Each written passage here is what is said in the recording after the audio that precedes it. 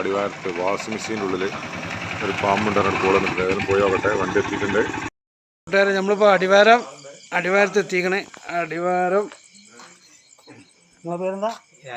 രാജേട്ടൻ്റെ വീട്ടിലാണ്. രാജേട്ടൻ്റെ വീട്ടിൽ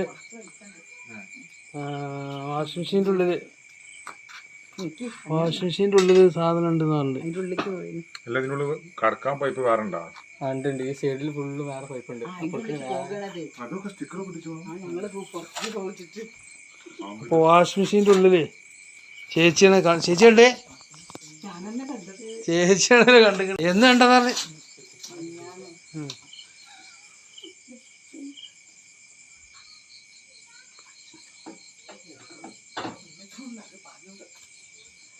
എന്താ കളറ്? ഒരു മഞ്ഞ.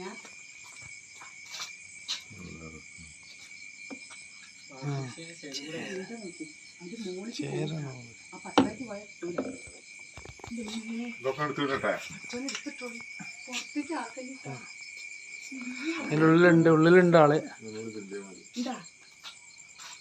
ആളുള്ളിലുണ്ട്. ഇതെങ്ങനെ അതിൻ്റെ ഉള്ളിൽ കയറി? ആ പൈപ്പിൻ്റെ ഉള്ളിൽ കൂടെ വന്നേക്കാറോ?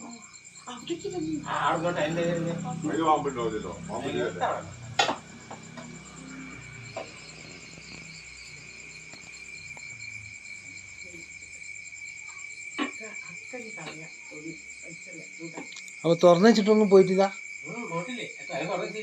തുറന്നു വെച്ചില്ലേ?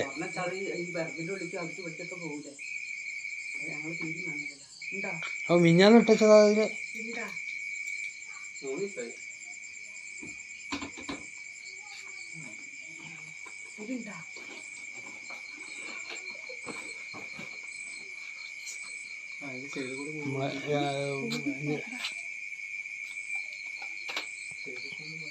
കവറ് സെറ്റ് ഒക്കെ അതിനുള്ളിലുണ്ട്. ആ ബക്കറ്റ് വളർത്ത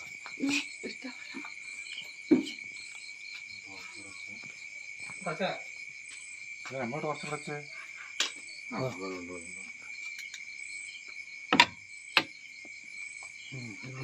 ഡ്രസ്സിൻ്റെ ഉള്ളിൽ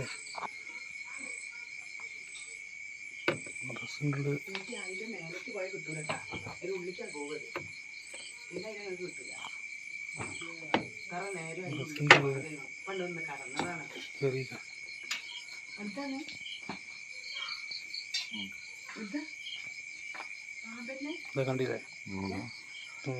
ഡ്രസ്സിൻ്റെ ഉള്ളിൽ വാഷിംഗ് മെഷീൻ്റെ ഡ്രസ്സിൻ്റെ കൂടെ കയറി. മാറി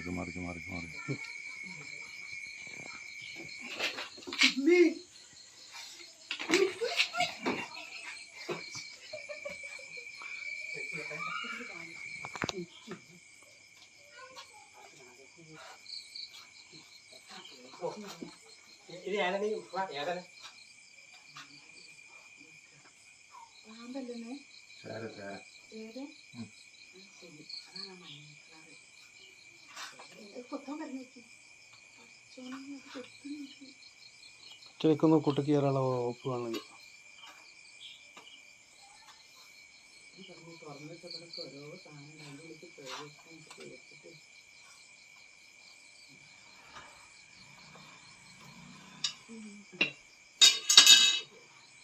ഒന്ന് ചെയ്തായിട്ട്. സേറ് അടിവാരുന്ന സ്ഥലത്താണ് ഞങ്ങൾ ഒരു ദിവസം വാഷിംഗ് മെഷീനിൽ ഡ്രസ്സ് നോക്കി വാഷിംഗ് മെഷീനുള്ളിൽ ഒരു പാമ്പ്. ഭാര്യയാകെ പേടിച്ചായി. അപ്പോൾ ആളുകളെ കൂടാൻ ഇതിന് മുമ്പ് ഒരു പാമ്പ് വന്നതാണ്. അപ്പോൾ ആളുകൾ ഒരുപാടുണ്ടായിരുന്നു. അത് വെച്ച് ഞങ്ങൾ ആരോടും പറഞ്ഞില്ല.